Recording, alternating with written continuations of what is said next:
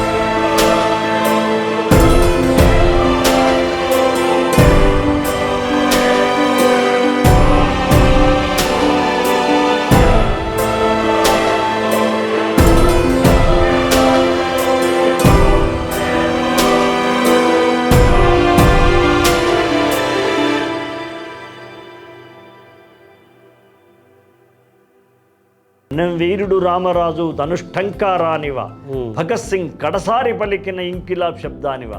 ఇది అంటే ఈ పాటలో క్రెడిట్ సగం చిరంజీవికి ఇవ్వాలి. సగమేది సార్, మొత్తం ఆయనకి ఇవ్వాలి. ఆయన భుజాల మీద మోసాడు. త్రిపురారి ఇప్పుడు అది గ్లోబల్ రికార్డు సృష్టించింది.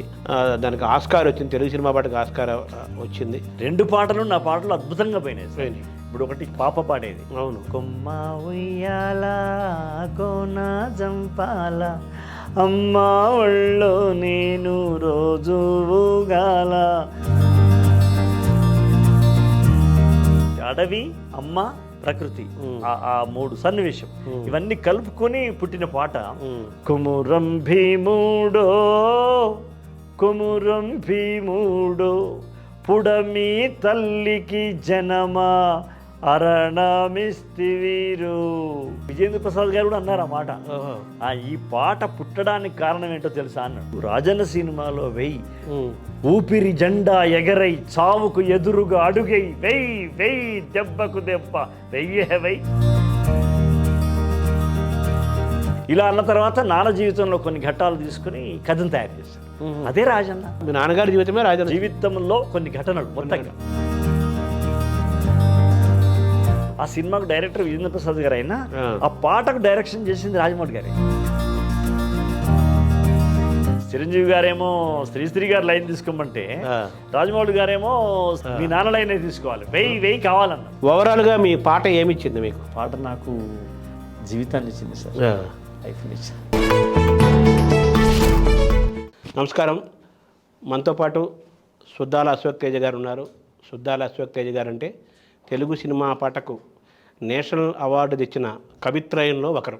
అంతేకాదు వాగ్గేయకారుడిగా, జానపద కళాకారుడిగా తెలంగాణతో పాటు ఆంధ్ర అన్ని ప్రాంతాల్లో తెలుగు వాళ్ళందరినీ కదిలించి కరిగించిన సుద్దాల హనుమంతు గారికి వారసుడు. ఆయనకి ఠాగూర్ సినిమాకి నేషనల్ అవార్డు వచ్చి ఇప్పటికీ 20 ఏళ్ళు పూర్తయింది. ఈ సందర్భంలో అశ్వక్ తేజ్ గారితో మాట్లాడి ఆయన సినిమా ప్రస్థానము, కవితా ప్రస్థానము ఇవన్నీ తెలుసుకునే ప్రయత్నం చేద్దాం. నమస్కారం సార్. నమస్తే. నమస్కారం. బాగున్నారా? బాగున్నాను సార్. ఠాగూర్ సినిమా వచ్చి 2003లో రిలీజ్ అయింది సార్. ఇంచుమించు కొన్ని నెలల తేడాతో మీకు నేషనల్ అవార్డు వచ్చేసింది. అంటే మనకు అది పాజిటివ్ అంశం. ఇంకొక యాంగిల్లో ఆలోచించాలంటే తెలుగు సినిమా పాటకు నేషనల్ అవార్డు వచ్చి 20 ఏళ్ళు అయిందన్నమాట. అది కొంచెం బాధాకరం. అది కొంచెం బాధాకరమే కదా. అయితే దాంట్లో మళ్ళీ మెరుగేంటంటే ఒక సంతోషం ఏంటంటే చంద్రబోస్కు కిరణ్ గారికి ఆస్కార్ అవార్డు రావడం అనేది అవును ఒక గొప్ప అదే తెలుగువాడిగా ఆనందం. అంతే. ఇప్పుడు మనకి తెలుగు సినిమా పాటకు మొట్టమొదటిగా శ్రీశ్రీ ఇచ్చారు ఆయన జాతీయ అవార్డు తెలుగు వీరలేవరాకి. తర్వాత వేటూరి గారికి వచ్చింది, తర్వాత మీరు తీసుకొచ్చారు. అన్నీ వచ్చినవే, తెచ్చుకున్నవి కాదు, అన్నీ వచ్చినవే.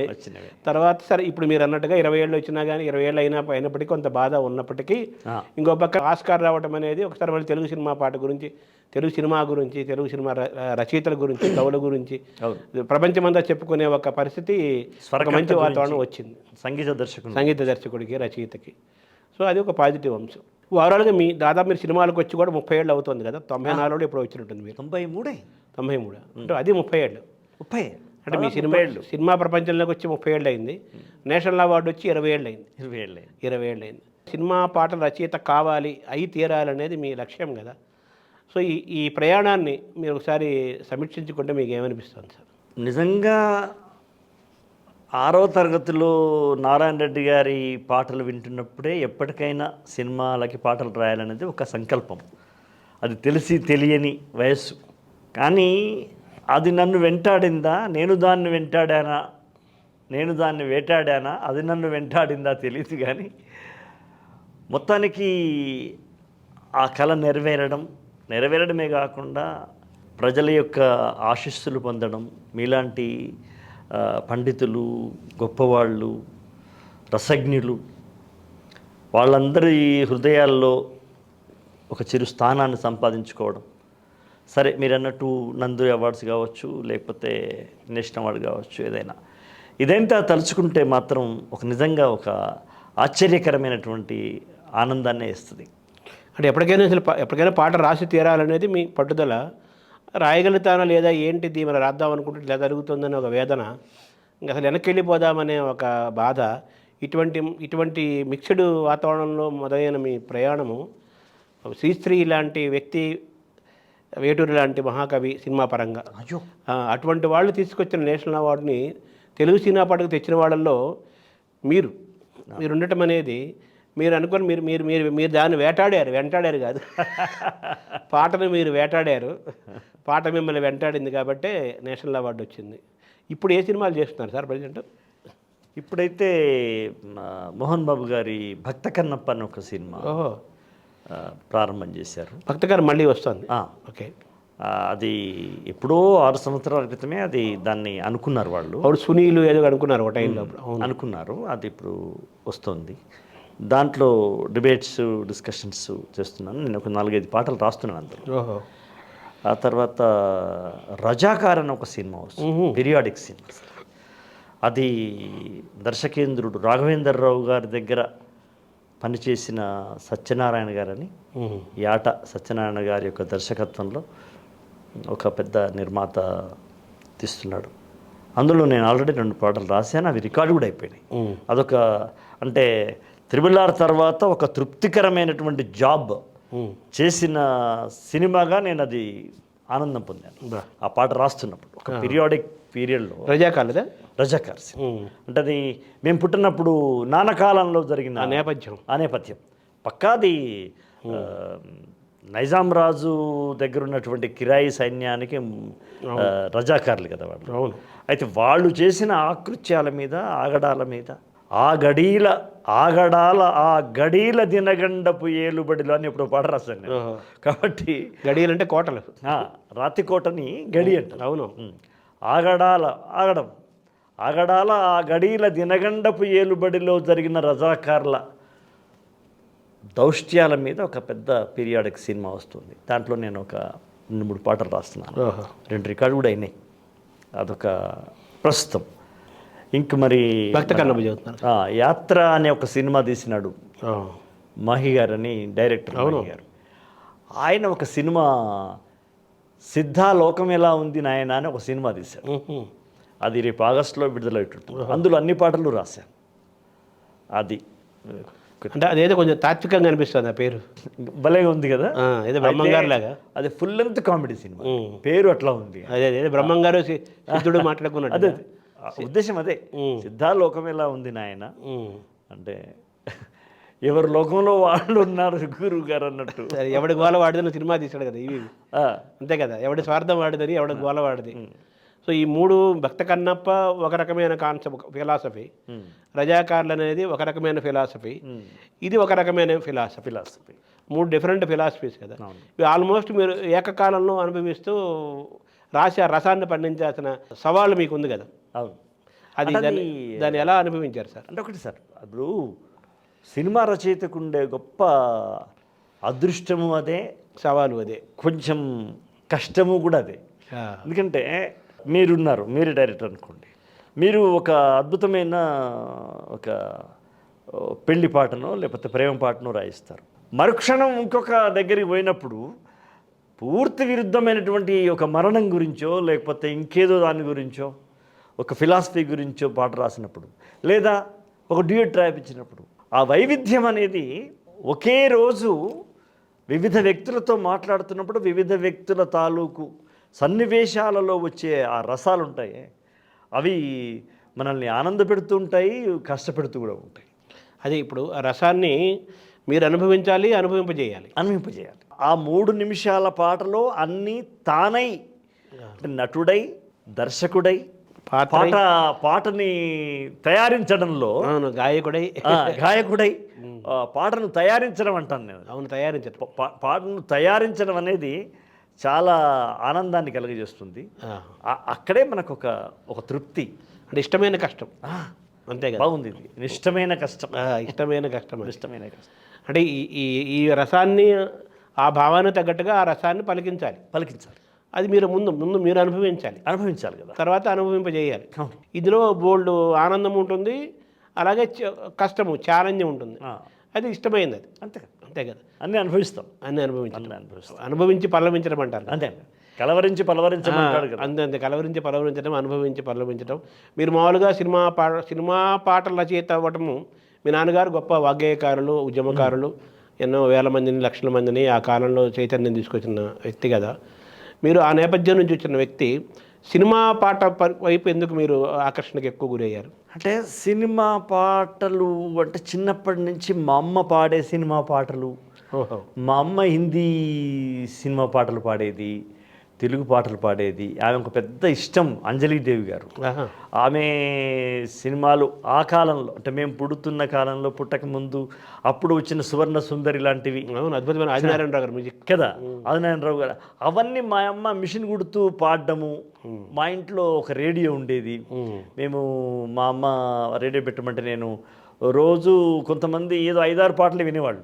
బట్ నేను చాలా తెలివిగా ఉదయం ఏ కార్యక్రమంలో పాటలు వస్తాయి, మధ్యాహ్నం ఎప్పుడు వస్తాయి, సాయంత్రం ఎప్పుడు, శ్రీలంకలో ఎప్పుడు వస్తాయి, ఇవన్నీ తీసేసి నేను ఒక 60-70 పాటలు వినిపించేవాడిని మా అమ్మకి.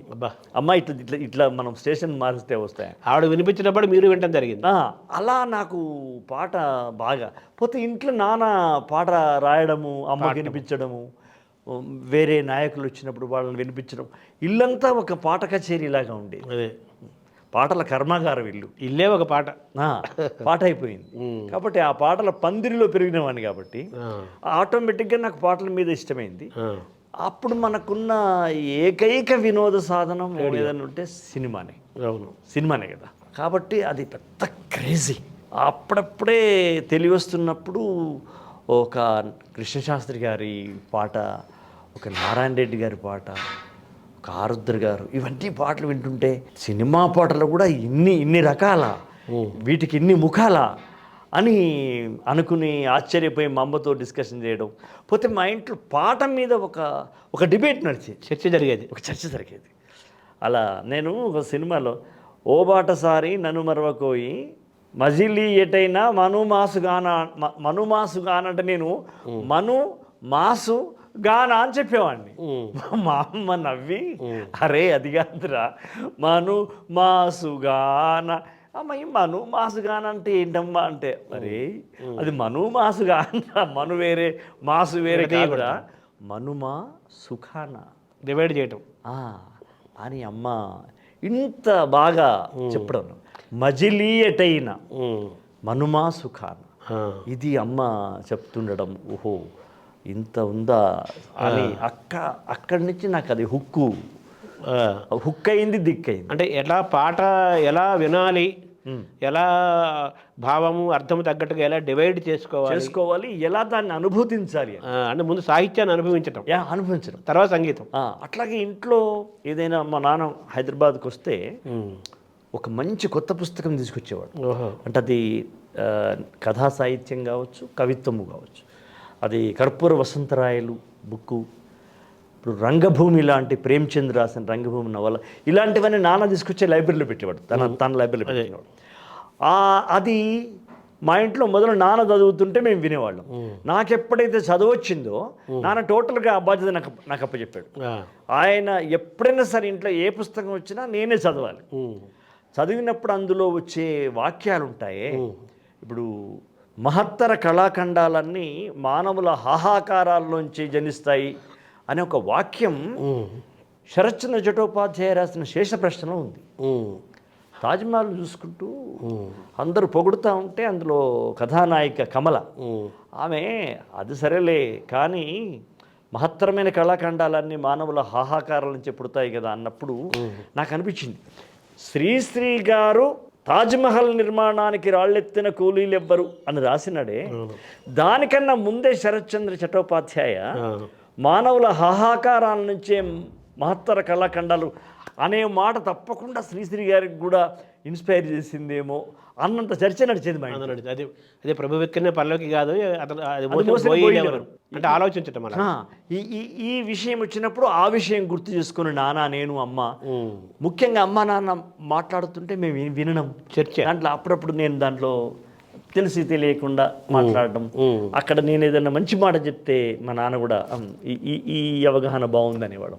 ఇట్లా నాకు ఆ సాహితీ మర్మత్వం అంటారు, సాహితీ ధర్మం, సాహితీ మర్మం, కవి హృదయం కూడా తెలియాలి కదా, అది నాకు వాళ్ళు మెల్లగా అసలు వాళ్ళు వంట పట్టించారా లేదా అదే వంట పట్టిందా తెలియదు కానీ ఉగ్గుపాలతో వచ్చినట్టు అది మీకు ఒక పెద్ద శిక్షణ లాంటిదే కదా. అది చాలా శిక్షణ కేంద్రమే, శిక్షణ కేంద్రం, పెద్ద బాల శిక్ష. సో మామూలుగా మీరు ఎక్కువ చిన్నప్పుడు మీరు అట్రాక్ట్ అయ్యేది ఆ సాహిత్యానికి అట్రాక్ట్ అయ్యేవాళ్ళ, ట్యూన్కి అట్రాక్ట్ అయ్యేవాళ్ళ మీరు? అంటే మౌఖిక వాంగ్మయం ఏదైనా అది గానరూపంగా ఉండడమే ఎక్కువ, అంతే కదా. మీరు వేదం తీసుకున్నా దానికి స్వరం ఉంటుంది, స్వరం ఉంటుంది కదా. అవును, అది మొదలు మనల్ని ఆకర్షిస్తుంది. పాటలో ఉన్న ప్రధాన లక్షణం చెవిని పట్టుకుంటుంది. నాదం శబ్దం చెవిని పట్టుకుంటుంది. చెవిని పట్టుకున్నటువంటి పాట హృదయంలోకి వెళ్ళి పీట వేసుకుంటుందా లేదా అన్నది ఆ పాటల్లో ఉన్నటువంటి సాహిత్యంలో ఉంటుంది. అది కరెక్ట్. ఒక్కొక్కసారి ఇక్కడ దాకానే వచ్చి అటే వెళ్ళిపోవచ్చు. అంటే శబ్ద పరావర్తనం అందాం దీన్ని. అవును, అది ప్రయాణం. కాంతి పరావర్తనం లాగా శబ్ద పరావర్తనం అయ్యేది. కొన్ని పాటలు అక్కడే ఆగకుండా హృదయంలోకి వచ్చేసి ముద్ర వేసుకున్నటువంటి, అది చాలా ఆనందం కలిగించేది. అక్కడ మనము ఆలోచనామృతం సాహిత్యం అనే ఆనందాన్ని పొందేవాళ్ళం. అదే ఇప్పుడు మీకు సంగీతం కూడా ఆలోచనామృతం, నిజంగా ఆలోచిస్తాం. అంతే అంతే. అంటే కొన్ని రాగాలు, కొన్ని తాళాలు, కొన్ని పద్ధతులు మనల్ని ఎక్కువ అట్రాక్ట్ చేస్తాయి. అసలు మనం ఆకర్షించబడిందే వాటికి కదా. అది ఆలోచనామృతమే కదా అది. అంతే కదా. అంటే మనం ఒక లయ, ఒక జానపదానికి ఎంత ఇష్టపడతాము, యక్షగానానికి ఎంత ఇష్టపడతాము, హరికథకి ఎంత ఇష్టపడతాము, బుర్రకథకి ఎంత ఇష్టపడతాము, త్యాగరాజ కీర్తనకి ఎంత ఇష్టపడతాము, ఒక మంచి సినిమా పాటకి అంతే ఇష్టపడతాం. ఒకటి శాస్త్రీయం ఉంటుంది, ఒకటి జానపదం అయి ఉంటుంది. మా నాన్న గుడిలో మహాభారతం చెప్పేవాడు. అది విధుమౌళి అని ఒక ఆయన సిద్దిపేట అతను రాసినాడు తందనాన మహాభారతం అని. దానికి ఆయన ఏమి ట్యూన్స్ పెట్టినాడో తెలియదు, కానీ మా నాన్న మాత్రం దాన్ని చాలా వరకు ట్యూన్ చేసినాడు. దానికి ఆ లిరిక్ అని ట్యూన్ చేశాడు తందనాన మహాభారతం. అక్కడ నాన్న గుడిలో 9ంటికి అట్లా పాడుతుంటే మా అమ్మ ముందు వెళ్ళకపోయేది, ఎప్పుడు విన్నదే కదా, మా ఇంట్లో మా నాన్న వినిపించేది కదా. మా అమ్మ వద్దులే నేను రానండి మీరు వెళ్ళండి అని చెప్తే, మా నాన్న పాడుతుంటే అమ్మ అచేతనంగా అసలు ఎవరో పిలిచినట్టుగానే లేచి నడుచుకుంటూ వెళ్ళిపోయేది నాన్న ఆ ట్యూన్కి. అమ్మమ్మ నేను కూడా వెళ్ళేవాడిని. మాసిన చీరను కట్టి తిని దాసినవుచు ఇట మెలిగి తిని నా వేషము చూడగరాదా నన్ను గొన్న నీకిది మర్యాదా గోపాల ఓయదు బాల గోవింద నంద సుబాల అని నాన్న వాడుతుంటే, ద్రౌపది వస్త్రాభరణ ఘట్టం కాదు, కీచకుడు వెంబడించినప్పుడు. అవును, ఓకే. దాసినవుతూ ఇటు మెలిగి తిని, అవును అనగానే నాన్న నాటకీయంగా చెప్పేవాడు. కీచకుని వర్షన్ లాగా పాడేవాడు. అవును, పాత్రోచితంగా. పాత్రోచితంగా. కామిని నేను వీడగలేను, కామబాధ కొర్రగలేను, గోపాల యదుబాల గోవిందానంద సుబా. ఇది మారకపోయేది లిరిక్, అదే, కానీ భావోచితంగా రసం మారిపోతుంది. వాచికాభినయంలో మారిపోయింది. అంటే యక్షగానాలు ఆయన బాగా అనుభవం ఉంది కాబట్టి బాగా ఏ పాత్ర వస్తే ఆ పాత్రోచితమైన భాష ట్యూన్ మార్చేవాడు. మార్చటం. అలా ఇవన్నీ నన్ను బాగా ఆకట్టుకున్నాను. నేను సినిమాల్లో ఇప్పటికీ ఒక 1700 పాటలు రాశాను. అవును గురుగారు. ఎక్కువ పాటలు నేను ఏదో రకంగా రాసుకుపోయి వినిపించడం. దాసరి గారు లాంటి వాళ్ళైతే ఇది చాలా బాగుందయ్యా ఇట్లనే పెట్టుకుందామని అలా వచ్చిన ట్యూన్లు అలా రావడానికి కారణం చిన్నప్పుడు అమ్మ నాన్న నాకు ఇచ్చినటువంటి ఆ ట్యూన్ల శిక్షణ, గనిగే కదా అది, తరగని గని అనేది కర్మాగారం అనమాట. అంటే ఇప్పుడు మీరు మామూలుగా నాన్నగారు కూడా ఆయన ప్రయాణాన్ని పరిశీలిస్తే హరికథలు, బుర్రకథలు, పద్యనాటకాలు, నాటకాలు, పాటలు, యక్షగానాలు, గొల్లసుద్దులు, ఒగ్గు కథ, పిట్టల దొర అంటున్నారు. అవునవును, అట్లాంటివి, సాధు వేషాలు, ఫకీర్ వేషాలు, ఇన్ని రూపాలలో నాన్న పోరాటాన్ని చెప్పేవాడు. అక్కడ ప్రజల్ని ఆ రూపాలన్నీ ఎంచుకున్నారు, ఆయనే స్టార్ట్ చేశాడు సార్. ఎంచుకోవడం కాదు, అసలు అంతకు పూర్వము రాజకీయ రంగం లోపల ప్రజల్ని పోరాటం తీసుకుపోయే దాంట్లో ఇట్లా ప్రజల్లో ఉన్నటువంటి జానపద కళారూపాలనే వాడుకోవచ్చు అనే విషయాన్ని మొదలు కనిపెట్టి రాసి పాడి ఆడి ప్రయోజనం సాధించిన వాళ్ళలో మొట్టమొదటి వాడు నాన్న. అంటే ఉద్యమ రూపానికి ఒక కళా స్వరూపాన్ని ఇచ్చినట్టు, అంతే కదా అర్థం. అంతే. సరే, మీరు మీ చిన్నప్పుడు మీ పల్లెల్లో మీరు ఈ యక్షగానాలు, హరికథలు, బుర్రకథలు వాటిని వినటం, ప్రేరణ పొందడం జరిగింది బాగా. అంతెందుకు, ఇప్పుడు మా మేనమామ యక్షగాన కళాకారుడు, మా అమ్మ వాళ్ళ నాన్న కూడా యక్షగాన కళాకారుడు. వాళ్ళు కొన్నేమో నేను వాళ్ళ నాటకం చూశాను, మా తాతయ్య గారు లాంటిది నేను చూడలే. ఆయన అప్పుడే పెద్ద ఆయన అయిపోయాడు. నేను చూడలేదు, కానీ ఆయన పాడేవాడు. ఆయన పాట పాడేవాడు. ఏది యక్షగానం పాట పాడేది. ఇప్పుడు చిరుతొండ అనే ఒక నాటకం ఉంటుంది, మీకు తెలుసు చిరుతొండ. శంకరుడు పరీక్ష చేస్తే కొడుకునే నిజం ఉంటుంది కదా. వనితానందను నీ ఖండింతామా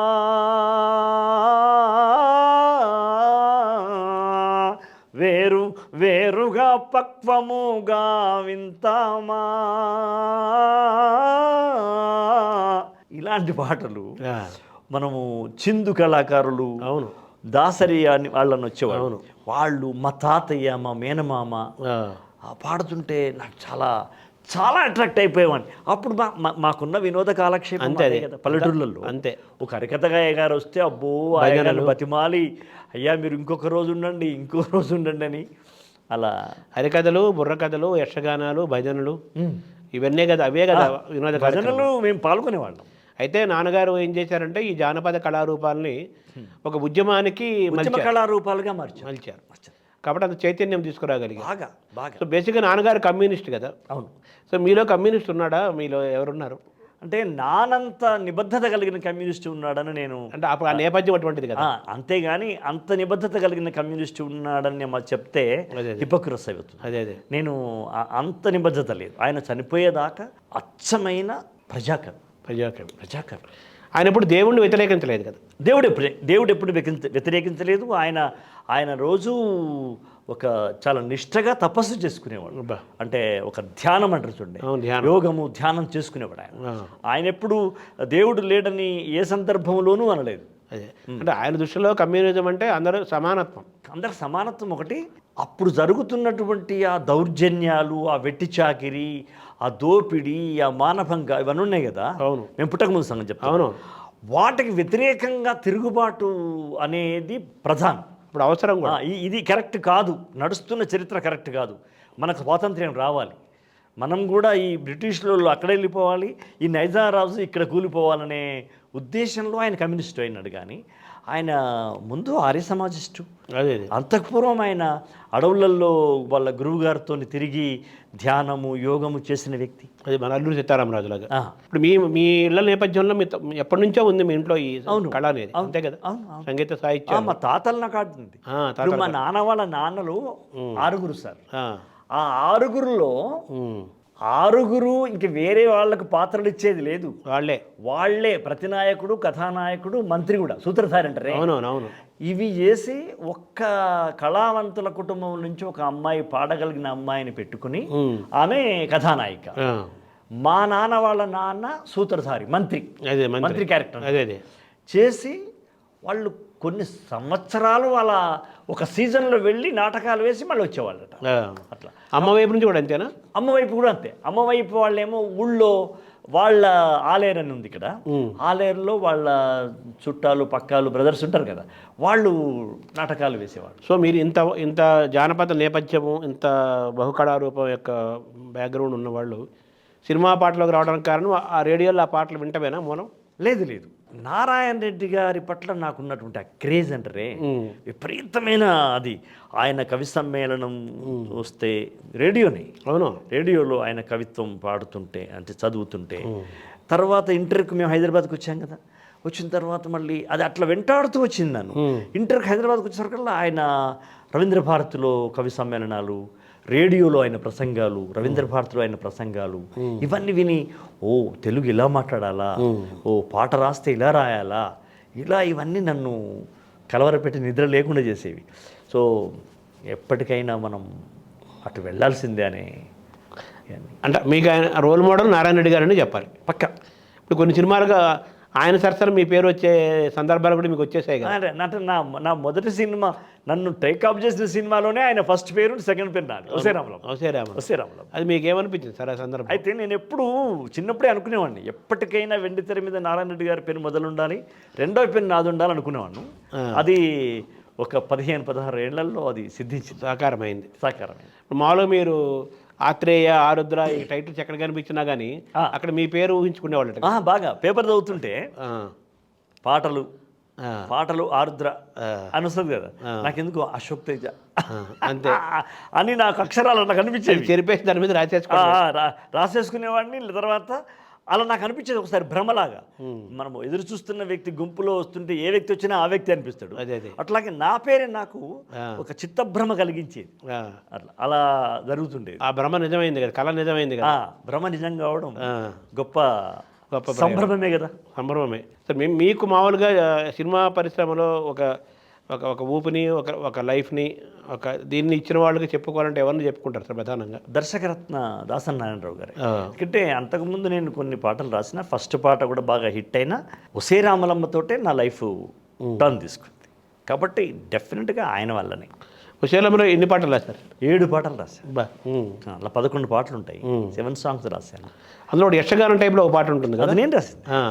ఇంటి ఇంటి జనవే ముద్దోలాపు బంతి వీధి రాణివే తీరు చేమంతి పువ్వుల తేరు నీ సాటి కన్నెల్లిటలేరు దివికాంతలైన సరిరారు నేను చూడ కోరికల పోరు చెలరేగే గుండెలో హోరు శోభాంగి తెలుపు నీ పేరు నేను గన్నోళ్లకు జోహారు.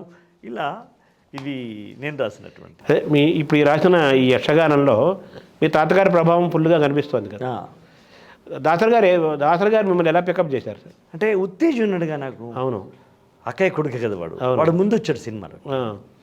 వాడు నన్ను అసలు ఇక్కడ వద్దు, ఇంకా నువ్వు వచ్చేసి అద్భుతంగా రాస్తున్నావు, నువ్వు వచ్చేసేని తీసుకొచ్చి తన ఇంట్లో ఉంచుకొని ఎవరు ఆటంకం ఎవరు ఆపకుండా నన్ను డైరెక్ట్గా తీసుకుపోయింది ఉత్తేజ్ వల్ల నాకు చాలా సులభ సాధ్యమైంది. అదే మార్గం సులభమైంది బాగా.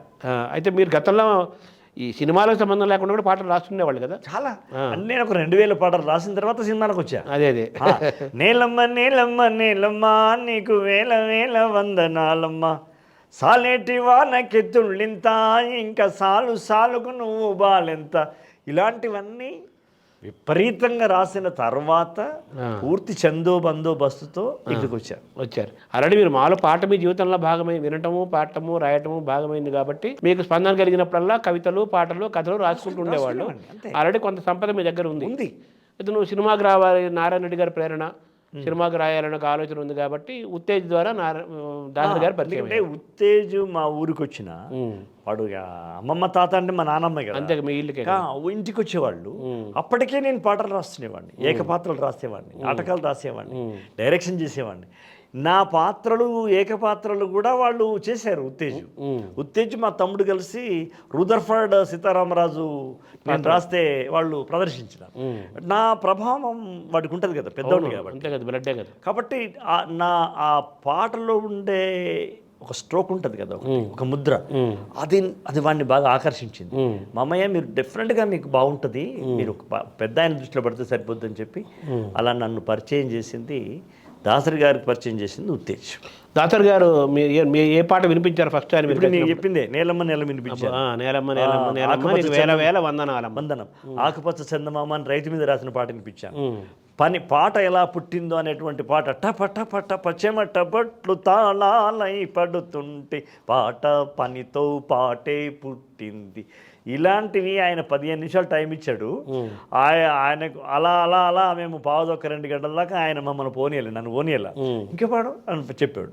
అలా నాకు ఫస్ట్ దర్శనంతో నాకు అంటే ఆయన గొప్ప భావకుడు ఉన్నట్టే కదా. చాలా భావకుడితో పాటు ఎదుటి వ్యక్తిలో ఉన్న ప్రతిభను గుర్తించే మహాప్రతిభ ఉన్న ఏకైక వ్యక్తి దాసరి గారు.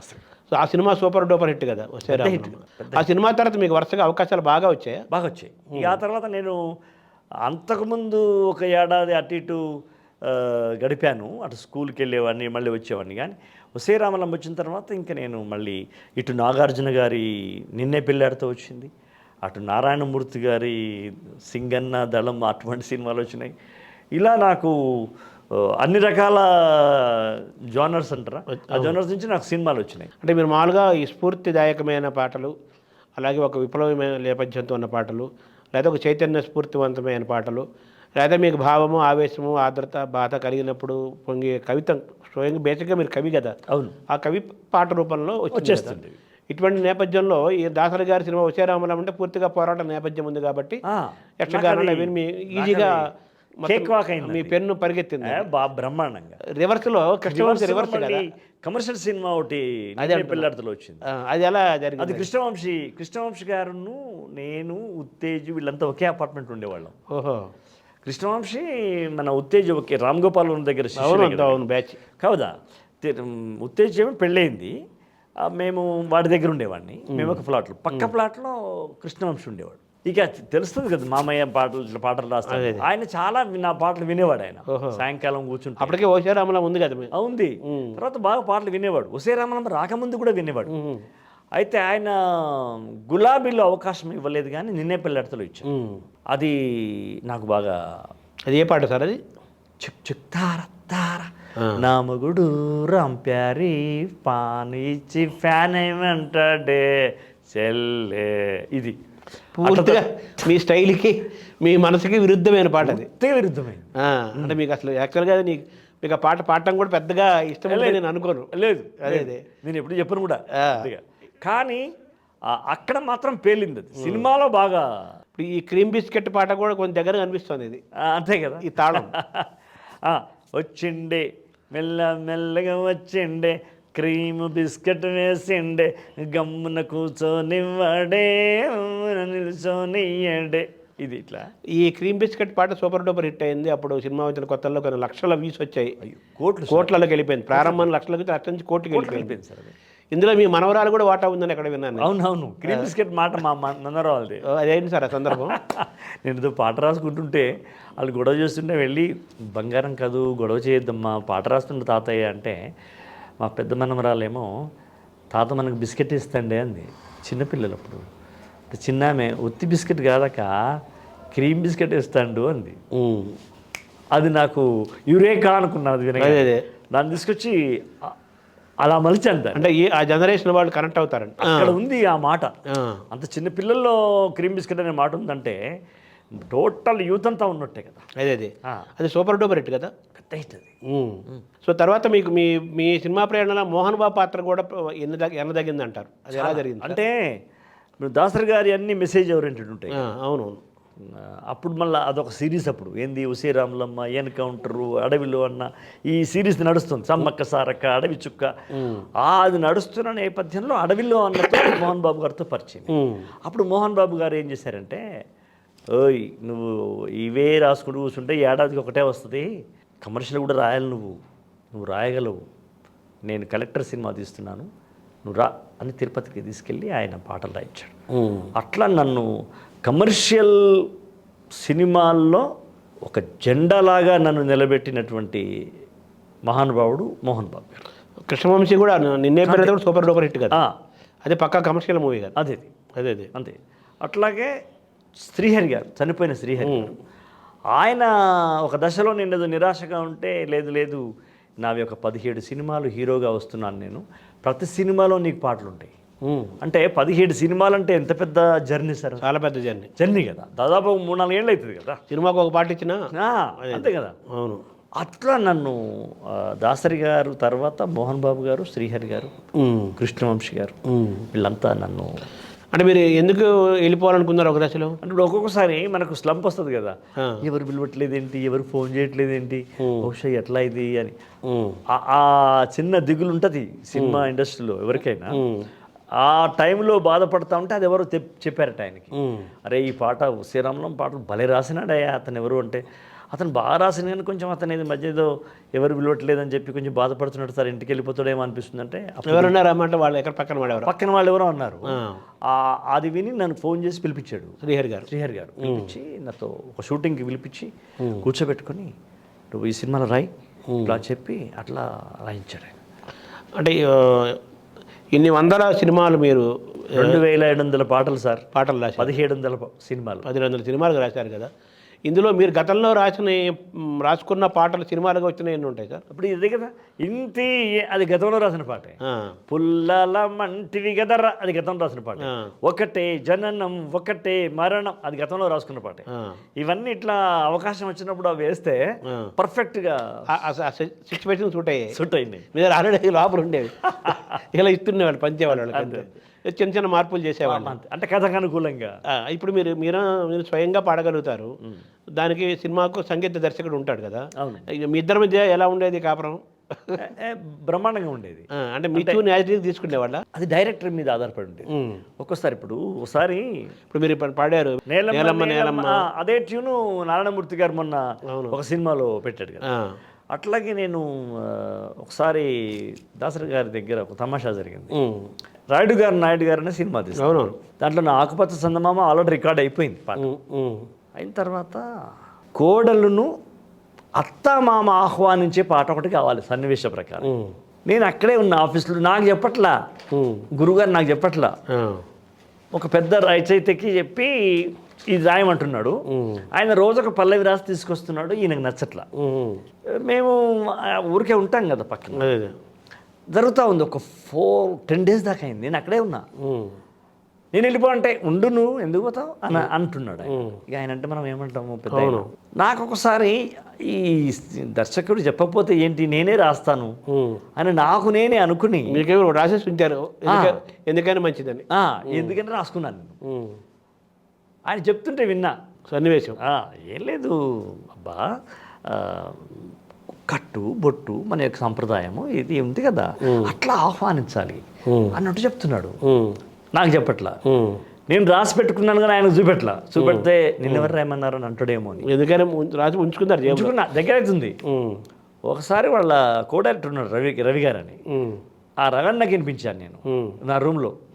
అరే ఎన్ని రోజులే రాసంటే 3-4 రోజులు అవుతుంది, ఇంకేమన్నా ఉందా, ఇది చెప్పొచ్చు కదా గురువు గారికి, మేము చస్తున్నాం అక్కడ, టైం అంతా వేస్ట్ అవుతుందంటే అని నన్ను పట్టుకుపోయాడు. ఎవరు పెద్ద రైతు రాస్తున్నారు కదా మీరు ఎందుకు లేని బాగుండదని లోపల తీసుకెళ్ళాడు.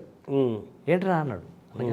అద్భుతమైన పాట రాశారు సార్, మనం ఇక్కడ ఇది చేస్తా ఉన్నాం, ఏది నచ్చట్లేదు. అవునా, చెప్పొచ్చు కదయా, అనవసరం సమయం అంతా పోతాం ప్రతిరోజు 2 గంటలు అన్నాడు. అంటే ఏమో సార్ భయం ఏంటంటే, ఏం భయం ఏంటయ్యా, నువ్వు వచ్చింది ఎందుకు ఇక్కడికి, పాట రాయడానికి వచ్చావు నువ్వు అని ఇది వినిపించావు అన్నాడు.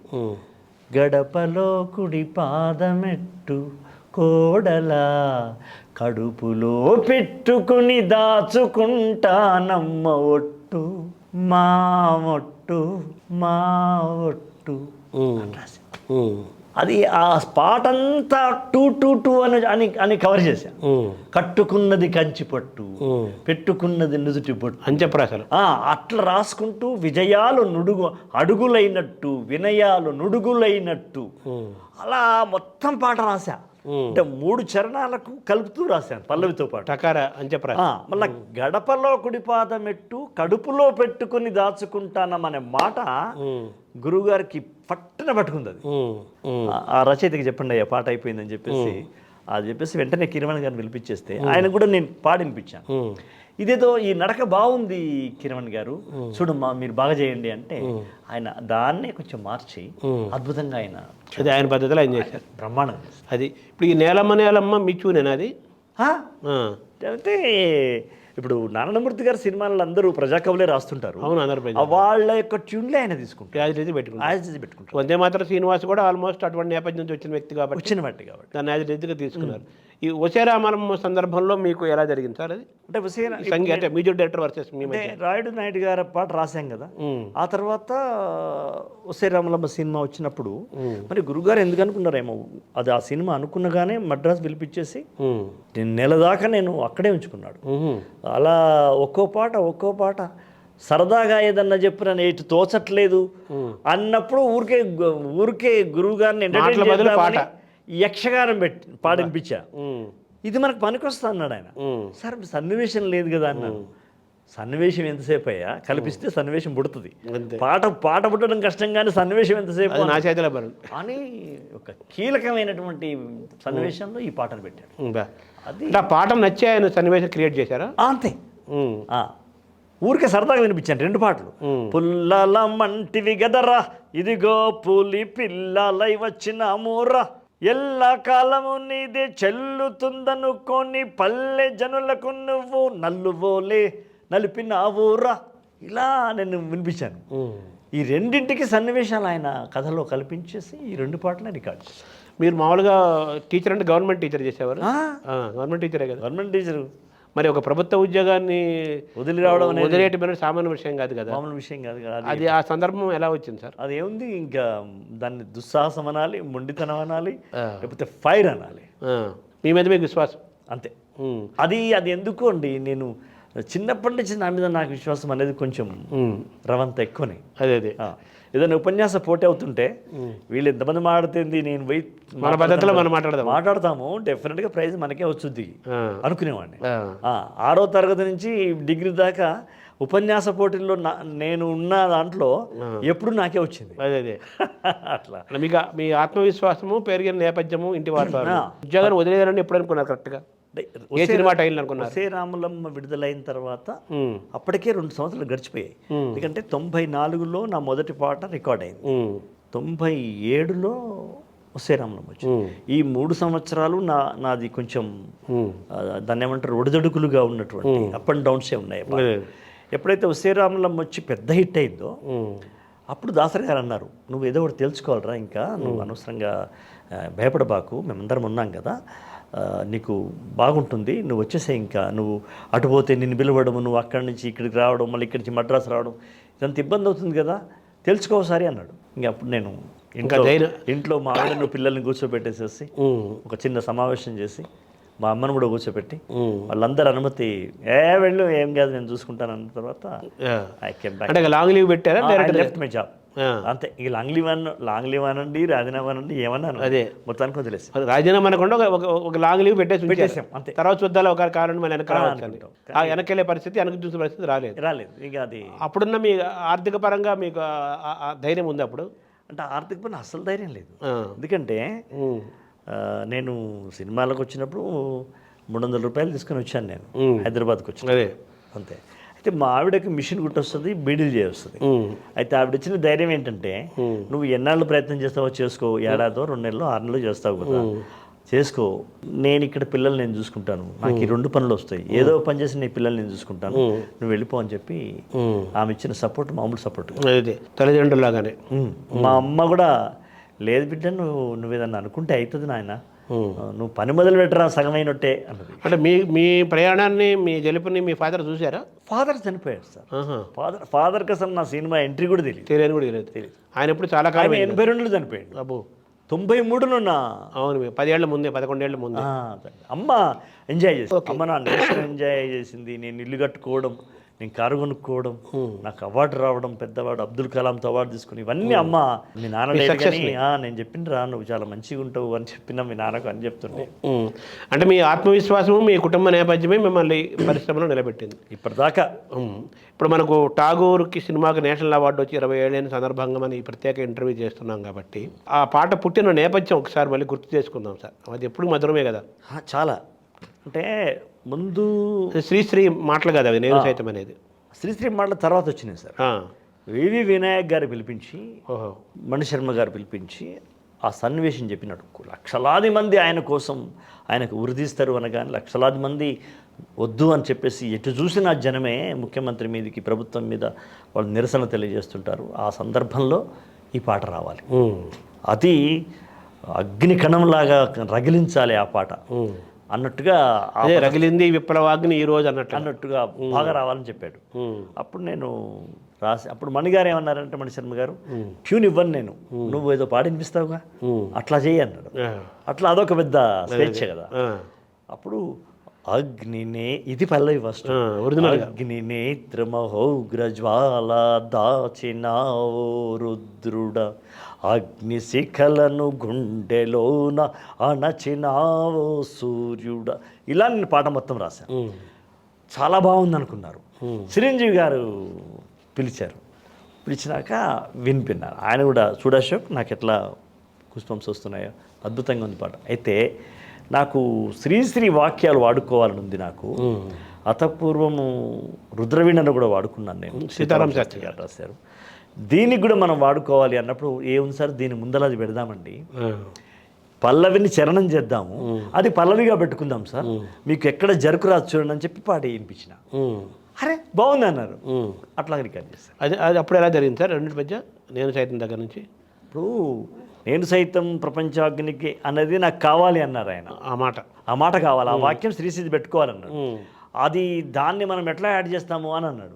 నేను అన్నా సార్, ఇప్పుడు మనం ఏదైతే పల్లవి అనుకుంటున్నామో దీన్ని చరణం చేద్దాం, ఇది చరణంగా మార్చుకుందాం, అది తీసుకొచ్చి యాజ్ ఇట్ ఈస్గా దాన్ని ముందర పెట్టేద్దాం, పల్లవి అవుతుంది, చరణం అవుతుంది సార్. ఇక్కడ కూడా అగ్ని ఉంది, అక్కడ అగ్ని ఉంది, అలా కంటిన్యూ. ఓహో. ఆ ట్యూను ట్యూన్ మళ్ళీ తర్వాత నేను ఇప్పుడు మీకు వినిపించినట్టే వినిపించాను నేను, ఎవరికి మణి గారికి కానీ చిరంజీవి గారికి కానీ. కానీ దాన్ని ఇంప్రవైజ్ చేశాడు నేను బాగా సైతం నేను సైతం.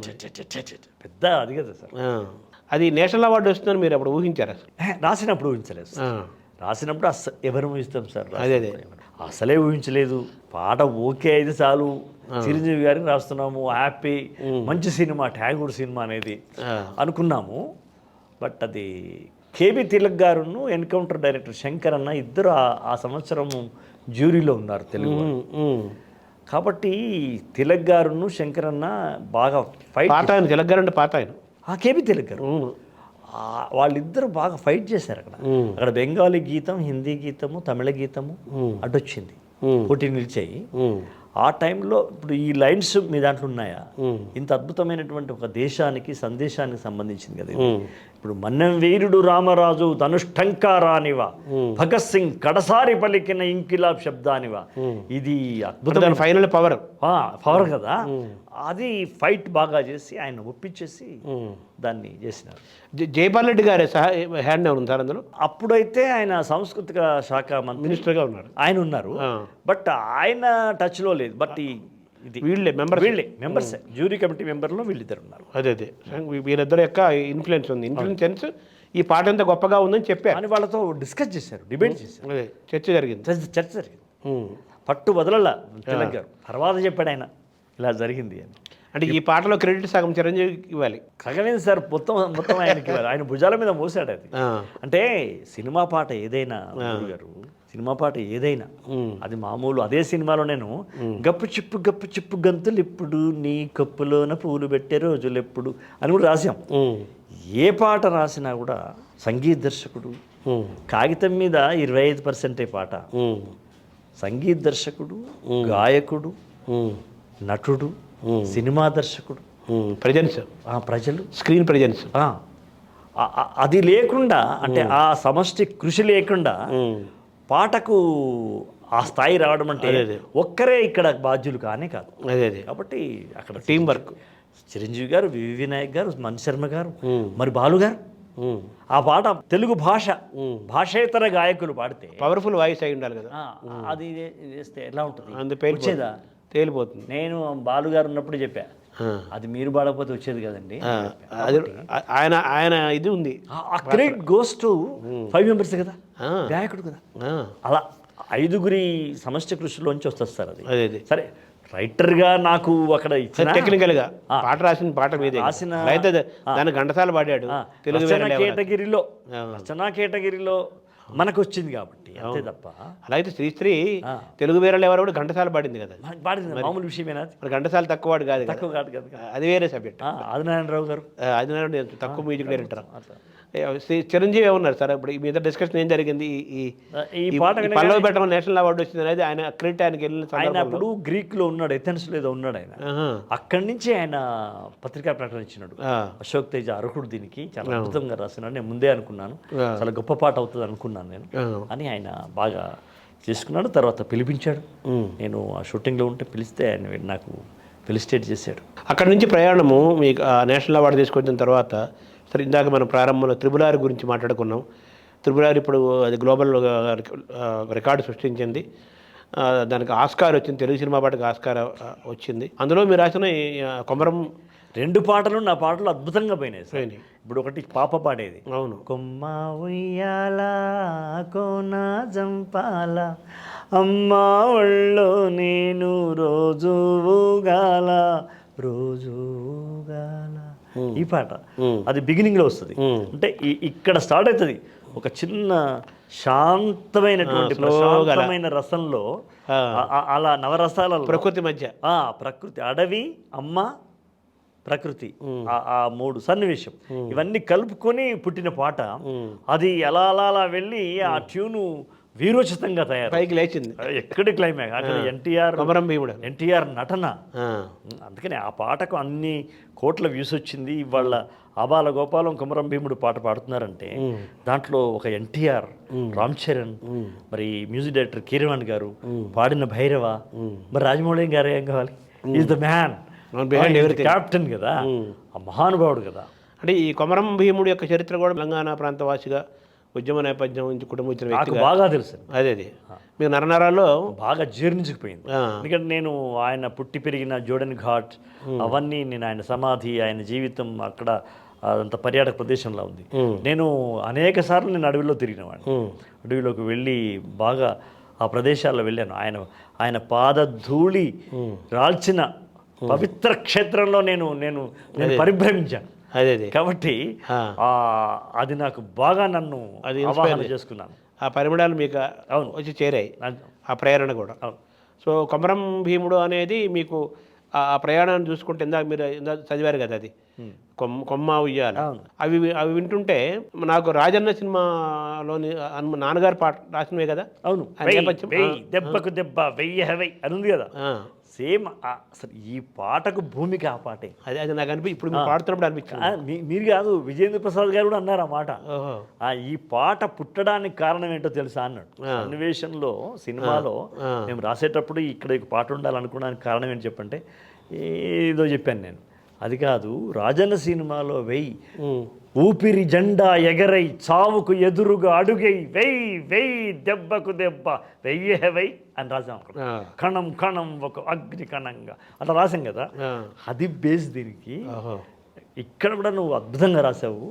ఇవాళ అది సినిమా కథకు ఒక, అది మీ నాన్నగారు రాసిన సందర్భమేమో వాస్తవ ఘటనగా రాసిన సంఘటన. ఇదేమో సినిమాగా దాన్ని మలిచారు, ఆ ప్రేరణ కోసం. రాజన్న సినిమా కథనే నాన్న జీవితం నుంచి పుట్టింది. అది ఆ సందర్భం ఎలా వచ్చింది సార్? అదే నేను విజయేంద్ర ప్రసాద్ గారు ఒకసారి మద్రాసు నుంచి హైదరాబాద్కి వస్తూ నేను ఇట్లా సుద్దాల అశోక్ అనగానే అప్పటికి నా పాటలు విన్నాడు ఆయన.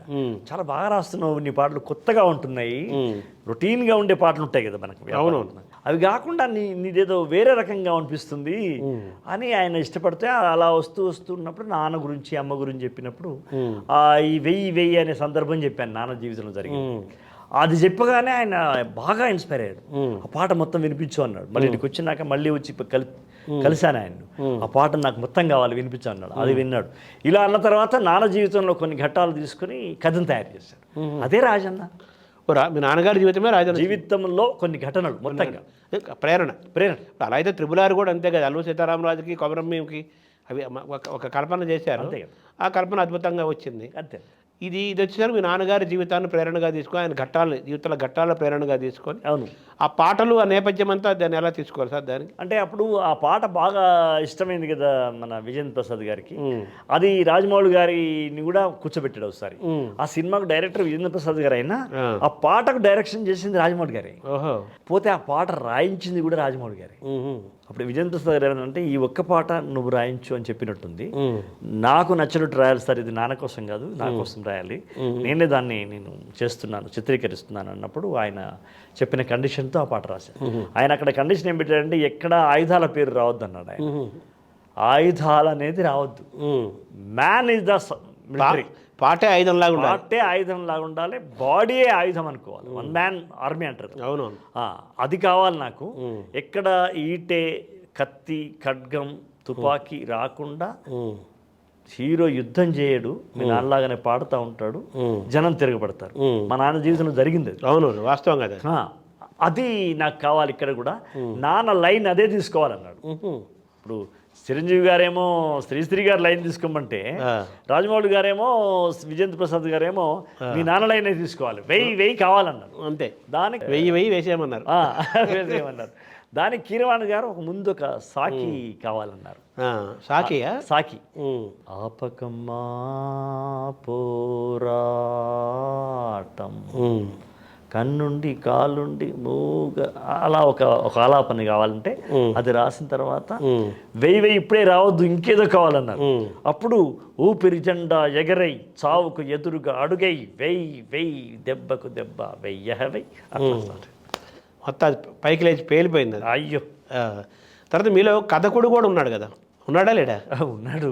మరి ఆ కథకుడిని ఎందుకు రెస్ట్లో పెట్టారా ఏంటది? అది అంటే ఇక మనం పాటల దీంట్లో పడిపోయినాం కదా. అదే ఇంకా అంటే మేము స్వర్ణక్క అనే సినిమాకి కథ నాదే. అది కథ నాది, తమ్ముడు దాతర్ గారి సినిమా కదా అది? కాదు, తమ్మరెడ్డి భరద్వాజ్ గారు. తమ్మరెడ్డి భరత్ గారు. స్వర్ణక్క బాగా ఆడింది, దానికి నంది అవార్డ్స్ వచ్చినాయి. అవును, రోజాకి నంది. శకుంతల అమ్మగారికి, శకుంతల గారికి నంది, అలా ఆ కథ మీదే. కథ మాది. సో మీరు అంత మంచి కథ, అంత పేరు వచ్చిన సినిమాకి ఆ కథ మీదైనప్పుడు మీకు కథల పరంగా ఎప్పుడు అవకాశాలు రాలేదా సినిమాలో? అంటే ఏదో మాటలు రాయమని ఏదో వస్తే ఒక సినిమాకి ఏదో రాసినట్టున్నాను, కానీ అటువైపు నుంచి నాకు ఎవరు నన్ను రాలేదు. అంటే స్వర్ణకి హిట్ కూడా అయింది కదా. అయినా కూడా రాలేదు. అంటే పర్చు బ్రదర్స్ ఉన్నారు, సుద్దాల బ్రదర్స్ అవుదాం అనుకున్నాం. ఎవరున్నారు ఇంకా బ్రదర్? ఇంకారు తమ్ముడు సుధాకర్ ఉన్నారు. వాడు ఇప్పుడు advisor to the government sir. ఇప్పుడు వాడు వాస్తు సైంటిస్ట్. వాడు అవును ఇప్పుడు సచివాలయము తమ్ముడే కదా. అవును, సుద్దాల సుధాకర్ అంటారు వాడిని. అవునవును. అయితే వాడు నేను కలిసి రాసాం అది. ఆయన కూడా ఉన్నాడు వాడు నేను కలిసి రాసాం. సో ఆ కథ కంచికెళ్ళింది. అలాగా కథ కంచికెళ్ళింది, మనం మంచిగా వచ్చాం. మంచిగా పాట కథను ముంచేసింది, అంతే కదా. అప్పుడు నాన్నగారి యొక్క సాహిత్యాన్ని కూడా మీరు అదంతా అది ఎక్స్టెంపో రాసుగా చెప్పింది కదా, అంతే కదా. రాసినవి కాదు కదా అవన్నీ. అంతఃపూర్వం నాన్న చనిపోయిన తర్వాత రాసిన తర్వాత నాన్నకు చదువచ్చు కదా. నాన్న వాక్కు చెప్పి మరి రాసుకునేవాడు. కానీ అట్లా కొన్ని వందల పాటలు ఎటుగాకుండా పోయినాయి.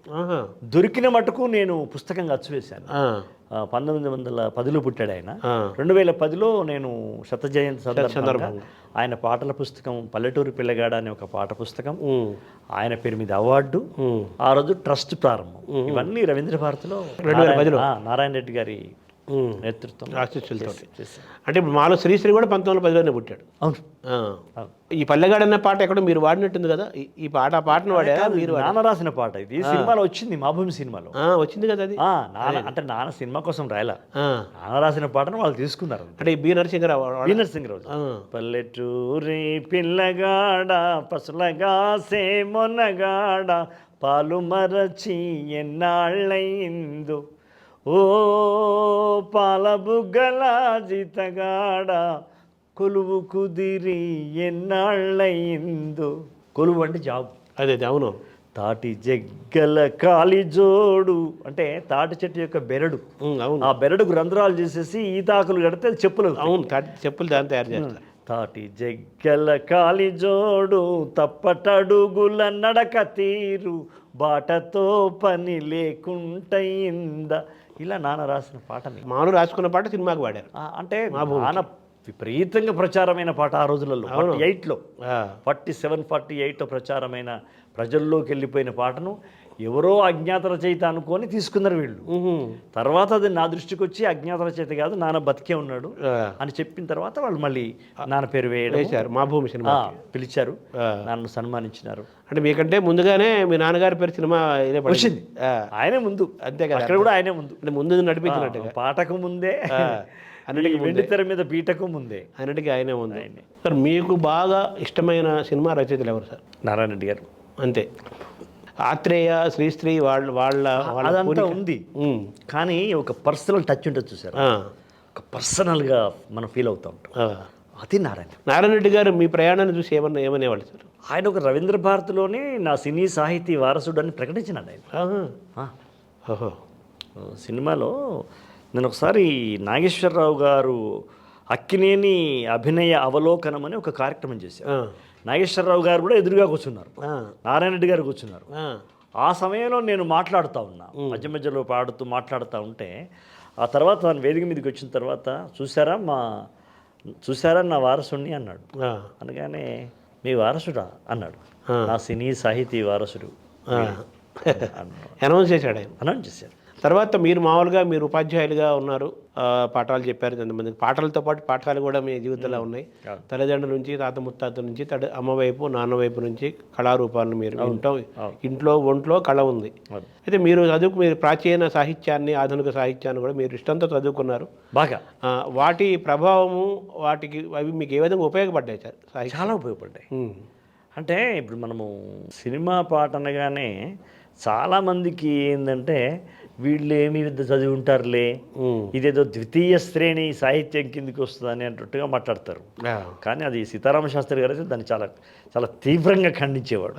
సినిమా కవి, ఇంకో కవి అని ఉండరయ్యా, కవి అనేది ఒకడే ఉంటాడు, వాడు సినిమాకి రాస్తాడు, దేనికైనా రాస్తాడు కవి అని చెప్పేవాడు. అయితే నా మేరకు నేను చదువుకున్న సాహిత్యం నాకు చాలా ఉపయోగపడింది. అంటే ఒక లైన్లో ఒక ఫిలాసఫీ రావాలి అంటే ఇప్పుడు కాలువై పారే నా గుండె నెత్తూరు నేలమ్మ నుదుట పొట్టయితుంది చూడు అమ్మ కాళ్లకు పారాణైతుంది చూడు తల్లి పెదవుల నవ్వై మెరిసింది చూడు కుమురం భీముడో కుమురం భీముడో పుడమి తల్లికి జనమా అరణమిస్తివీరు అని రాయడం వెనకాల అపారమైనటువంటి నా సమాజాన్ని చూసినటువంటి జ్ఞానం కావచ్చు, సాహిత్యాన్ని అధ్యయనం చేసిన జ్ఞానం అక్కడ పనిచేసి. అంటే మీరు అటు సంప్రదాయమైన పద్య కవిత్వాన్ని మీరు సమానంగా ప్రేమించి చదువుకున్నారు, అలాగే విప్లవాత్మకమైన పాటల్ని మీరు ప్రేమించి చదువుకున్నారు. మీ ప్రాచీన కవులు లేదా సంప్రదాయ కవులు మీకు బాగా ఇష్టమైన కవులు ఎవరు సార్? కవిత్రయ నుంచి శ్రీనాథం నుంచి ఎక్కన పోతాం. సరే, వాల్మీకిని కాళిదాసుని ఎలా కాదనగలం కానీ నన్ను అక్కడ కూడా నన్ను బాగా అట్రాక్ట్ చేసిన వ్యక్తి చేమకూర వెంకట శ్లేష, విజయోల్లాసం. అవును, దానికి మన తాపి ధర్మారావు గారు రాసిన హృదయోల్లాస వ్యాఖ్య విజయ విలాసంకి అద్భుతంగా ఉంటుంది కదా. ఎంత అద్భుతము అంటే మనసు భద్రమయ్యే అంతే. ఓ సినిమాలో కూడా పెట్టారు డైలాగ్. అదే, అంటే ఇట్లాంటివన్నీ నన్ను అమ్మక చెల్ల వీడికి నా మనసు అమ్మక చెల్లది ఇంకా అంటుంటాడు. నారాయణ రెడ్డి గారు అమ్మక చెల్ల పాటలో పెట్టాడు కదా. పెట్టాడు, అవును అవును, ఆయన పెట్టాడు, శాస్త్రి గారు కూడా పెట్టారు. ఏ అమ్మక్క చెల్ల అవును నుంచి మెల్ల పెట్టారు కదా. అవును, ఇలా నన్ను బాగా ఆకర్షించిన పుస్తకం విజయ విలాసం. అంటే ఆ శ్లేష సార్, ఆ శ్లేష కావచ్చు, ఆ నడిపించే విధానంగా నిక్కుచు నీలుగుచు విర్రవీగిడని అంటాడు. జడను వక్షస్సుని పిరుదులను పట్టుకుని నిక్కుచు నీలుగుచు నిక్కుచు అని వక్షస్సుని, నీలుగుచు అనుచు జడని, విర్రవీగుచు అని అని ఆ వెనక పిరుదుల భాగాన్ని ఆయన చేసిన ప్రయోగం, దానికి తాపి ధర్మారావు గారి యొక్క ఆ తాత్పర్యం, వ్యాఖ్యానం, ఇలా నన్ను బాగా అట్లాంటిది. అట్లాగే నాకు కాళిదాసు గారి పుస్తకాలు కావచ్చు. నేను ఒక సినిమాలో, లోఫర్ అనే ఒక సినిమాలో సువ్వి సువ్వాలమ్మా ఎట్టా చెప్పేదమ్మా నువ్వే గీసిందమ్మా మాటాడే ఈ బొమ్మ అనే పాట పూరిజానికి రాశా. అందులో తల్లి వీడిని గుర్తుపట్టదు, వీడికి తల్లి అని తెలుసు, హీరోకి తల్లి అని తెలుసు, తల్లికేమో హీరో కొడుకు అని తెలియదు. అక్కడ నేను ఒక మాట రాశాను, అది నాకు నన్నయ్య గారు రాసిన శకుంతలోపాఖ్యానం నాకు ఉపయోగపడింది. చిన్ననాడు లాలపోసి కాళ్ళ మీద వేసుకొని లాలపోసినావో ఏమో మళ్ళీ కాళ్ళు మొక్కుతాను గుర్తుకొస్తానేమో చూడు అని చెప్తాను. ఇది నన్నయ్య గారి దాంట్లో దుష్యంతుని దగ్గరికి పోయి వీడు నా కొడుకని పుట్టిన గ్యారంటీ ఏంటి అంటే ఒక్కసారి వీడిని కౌగిలించుకొని చూడవయ్యా, ఆ స్పర్శతో తెలిసిపోతుంది, ఆ పరిశ్యంగ సుఖంలో నీకు తెలిసిపోతుంది అనే పద్యం ఉంటుంది ఒకటి. అది నన్నయ్య గారు పుత్ర పరిశ్రంగం. అది నేను బాగా ప్రేమతో చదువుకున్నాను కాబట్టి అది కూడా ఉపయోగపడింది. దీన్ని ఇక్కడ నేను మళ్ళీ ఒకసారి కాళ్ళు మొక్కుతానమ్మా. చిన్నప్పుడు బోర్లు వేసుకొని తల్లి తానం చేపిస్తుంది కదా, ఆ నొసలు తాకినప్పుడు ఆ స్పర్శ ఉంటుంది కదా అమ్మకు, నేను ఎక్కడ సాక్ష్యం తీసుకొస్తాను, మళ్ళీ ఒకసారి కాళ్ళు మొక్కుతాను గుర్తుకొస్తానేమో చూడండి. అది నన్ను బాగా, అంటే నారాయణ రెడ్డి గారు లాంటి వాళ్ళు భలే ఉంది అయ్యా, దీని వెనకాల అది ఉందని భలే ఉంది ఆ వాక్యం. అంటే మీకు తెలియదా సార్ మీకు అంటే తెలుసును, కానీ అది సినిమాలో నువ్వు అలా తీసుకోవడం అనేది గొప్ప విషయం అయ్యా. అది పుత్రగాత్ర పరిశ్రమ. పుత్రగాత్ర పరిశ్రమ ప్రపంచంలో అన్ని కౌగిళ్ళ కంటే గొప్ప కౌగిలి పుత్రగాత్ర పరిశ్రమే, అంతే, ప్రేయసీ ప్రియ పరిశ్రమం కాదు. మీరు మన ఈ మోదీ గారి యాత్రలు దీనిలో భాగంగా చీపురి మీద కూడా పాట రాశారు కదా, చీపురి మీద రాశారు, చీపురి కట్టపైన చీపురి మీద రాశారు. మోదీ ఆయన ఉద్యమం పెట్టారు కదా అప్పుడు, స్వచ్ఛ భారత్. అయితే నేను పాట రాశాను, అంటే చీపురు అని కాదు కానీ స్వచ్ఛ భారత్ రాశారు కదా, మున్సిపాలిటీ అదే రోడ్లు ఊడ్చే కార్మికులు ఉన్నారు కదా, వాళ్ళ గురించి రాసిన స్వచ్ఛ భారత్లో భాగమే కదా. అలా తీసుకుంటే మీరు ఆధునిక కవులు అంటే ఇప్పుడు శ్రీశ్రీ వీళ్ళల్లో మీరు బాగా ఎక్కువ శ్రీశ్రీ అంతే, శ్రీశ్రీ. ఎందుకంటే నాన్నకు బాగా శ్రీశ్రీ ఇష్టము, నాకు కూడా ఆ ప్రేరణ లేకపోతే నేను ఇన్ని విప్లవ సినిమాల్లో ఇంత బాగా రాయడం అనేది కుదరదు. అది ఆ పదాలు. అలాగే మీకు పోతన శ్రీనాథుడు వాళ్ళ యొక్క ఇది ఎలా అనిపిస్తుంది సార్ మీకు? బాగా ఇష్టం అనిపిస్తుంది. ఆ శ్రీనాథుల్లో ఉండేటువంటి ఆ సాంస్కృతిక పద సమాస ఉంటుంది చూసారా, చాలనం, ఆ గంభీరం, అదేదో ఖడ్గ విన్యాసం లాగా అక్షర ఖడ్గ విన్యాసం ఉంటుంది చూసారా, అవి పోతన గారి యొక్క ఆ శుతిమెత్తని అలా మందార మకరంద మాధుర్యం అలా వెళ్ళిపోతుంటారు కదా, ఇవన్నీ నాకు బాగా ఎంజాయ్ చేశాను నేను. ఈ సంపద అంతా మీకు ఉపయోగపడింది కదా, ఈ పద సంపద చాలా.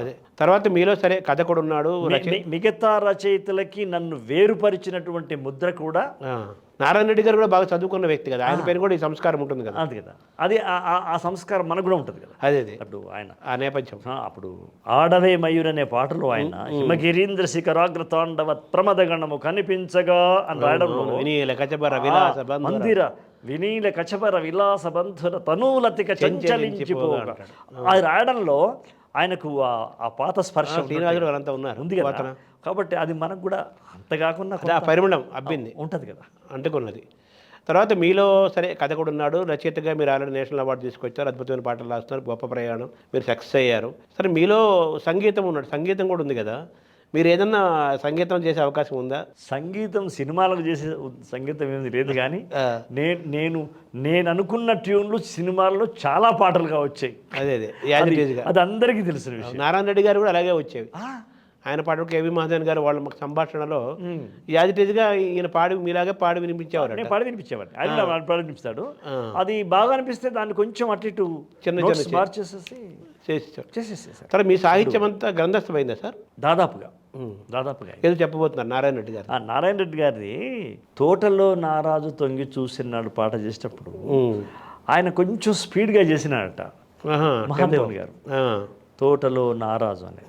అప్పుడు అలా కాదేమో, టెంపో స్పీడ్ అయింది, అలా కాదేమో అంటే మరి ఎలా అనుకున్నారు అని పుహళేంద్ర గారు అడిగితే, తోటలో నారాజు తొంగి చూసెను నాడు, అరే బాగుంది ఇది అని అక్కడ డైరెక్టర్ వాళ్ళందరూ అనుకోవడంలో అలా చాలా పాటలు ఆయనవి. అదే ఆయన చాలా పాటలు చలపతిరావు గారితో కూర్చుంటే ఇద్దరి మధ్యన కాంబినేషన్, ఇతను స్వరాలు చెప్పడం, అతను అక్షరాలు చెప్పడం జరిగేది, రెండు స్వరమే. తర్వాత మీ వారసులు ఎవరన్నా వస్తున్నారా? ఎలాగ?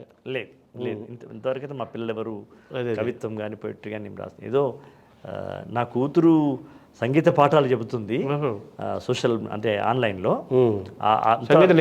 సంగీతం నేర్చుకుంది, పాస్ అయింది. ఆమె ఇప్పుడు పంతులమ్మలాగా కొన్ని మ్యూజిక్ టీచర్ అమెరికా పిల్లలు అంటే ఆన్లైన్లో జూమ్లో చెప్తా ఉంటుంది. మా పెద్ద బాబు కొంచెం పోయిటరీ రాసేవాడు, కానీ వాడు ఇంజనీరింగ్ వైపు వెళ్ళిపోయినాడు, ఇక అది అయిపోయింది. మా చిన్నోడికి కూడా ఈ స్పర్శ ఉంటుంది, వాడు గ్రాఫీలో ఉన్నాడు ఇప్పుడు. ఏదన్నా యాడ్స్ ఉంటాయి కదా, అక్కడ వాడు యూనివర్సిటీలో పనిచేస్తాడు, ఆ యాడ్స్ రాసేటప్పుడు ఒక క్రియేటివిటీ అనేది వాళ్ళ లోపల ఉంది, కానీ అదే వాళ్ళ వృత్తి కాలేదు. అదే నాలాగా లోపల ఉంది, కానీ మీదే మీకు పని పాట రెండు ఒకటే, మీకు పాటే పని, మీకు పాటే పని, అదే పాట. ఆడుతూ పాడుతూ పని చేసుకుంటే అంటే అన్నట్టు పాడుతూనే పని చేసుకుంటారు. మీ సాహిత్యం అంతా గ్రంథస్థమైందా? అయింది దాదాపుగా. అంటే సినిమా పాటలేమో ఒక 2 పుస్తకాలు వచ్చినాయి, నెమిలి కన్నోడ అని ఒకటి, ఆకుపచ్చ చందమామ అని 2 పుస్తకాలు వచ్చినాయి. తర్వాత నా ప్రత్యేకమైన ఉంటుందిగా శ్రమకావ్యం అని ఒకటి రాశాను. అట్లాగే ఈ మధ్యన వచ్చింది నేను అడవిని మాట్లాడుతున్నాను, అదే మీ కవితా సంకలనం. కవితా సంకలనం అంటే ఒక లాంగ్ పోయిటరీ వచ్చింది, బుక్స్ కూడా వచ్చేసినాయి సార్. ఇంకొక మంచి విషయం ఏంటంటే కొమరం భీముడు, ఇప్పుడు మీకు ఇస్తాను ఆ పుస్తకం, కొమరం భీముడు అనే పాట మీద పాటను ఉద్దేశించి 25 మంది సినిమాకు చెందని రచయితలు కవులు వ్యాసాలు రాశారు, సంకలనం వేశారు. ఒక పాట మీద ఒక పుస్తకం రావడం అనేది ఒక చరిత్ర. అది వెండితెరలోనే కాదు, బయట కూడా ఒక పాట మీద పుస్తకం వచ్చినటువంటి దాఖలాలు లేవు నాకు తెలిసిన. కొమరం భీముడి మీద రాశారు, కొమరం భీముడి మీదనే ఒక పుస్తకం వచ్చింది, ఒక పాట మీద. ఓల్గా లాంటి వాళ్ళు దానికి ఏంటి పెట్టారు సార్ పేరు? కొమరం భీముడో పాట కొన్ని మాటలు, సంపాదకి రిలీజ్ అయిపోయింది. రిలీజ్ అయింది సార్. ఓవరాల్గా మీ పాట ఏమిచ్చింది మీకు? మీరు చాలా పాటలు ఇచ్చారు, పాట మీకేమిచ్చింది? పాట నాకు జీవితాన్ని ఇచ్చింది సార్, లైఫ్ని ఇచ్చింది. నాకు జీవితాన్ని ఇచ్చింది, నా పిల్లలకు కూడా జీవితాన్ని ఇచ్చింది. సో మీరు సినిమాను నమ్ముకున్నందుకు, పాటలను నమ్ముకున్నందుకు, ఈ ప్రయాణం చేస్తున్నందుకు మీరు తృప్తిగా ఉన్నారా? చాలా తృప్తిగా ఉన్నా, చాలా తృప్తిగా. సో మీ ఆరోగ్యం కూడా ఇంప్రూవ్ అయినట్టుగా కనిపిస్తుంది నాకు మీ కళ్ళ. చాలా వరకు దానికి కారణం కూడా పాటే. పాట నన్ను మళ్ళీ బతికిస్తోంది, పూర్వ ప్రభని తీసుకొస్తుంది. పాట మిమ్మల్ని బతికిస్తోంది. అంతే కదా. Thank you sir. Thank you. నమస్కారం. అది మనం విన్నాం కదా, సుద్దాల అశ్వక్ తేజ గారు. ఆయన మాట పాట రెండు ఒకటే. ఆయన మాట పాట అవుతుంది, పాట మాట అవుతుంది. ఆత్రేయ గారి లాగా విన్నాము. తెలుగు సినిమాకు నేషనల్ అవార్డు తీసుకుని రావటమే కాకుండా ఒక కథకుడిగా, ఒక సంగీత ఆత్మ కలిగిన వాడిగా తన ప్రయాణాన్ని పాటతోనే ఆయన కొనసాగిస్తున్నారు. పాట తన జీవితమే తన పాట అని ఆయన చెబుతున్నారు. గొప్ప గొప్ప పాటలు, అద్భుతమైన పాటలు వారి కళ నుంచి గళ నుంచి వస్తూనే ఉంటాయి. మరో నేషనల్ అవార్డు వారి దగ్గర నుంచి రావాలని మనం కోరుకుంటూ సెలవు తీసుకుందాం. వచ్చే వారం మరో గొప్ప వ్యక్తితో టాక్ షో నడుపుదాం. నమస్కారం.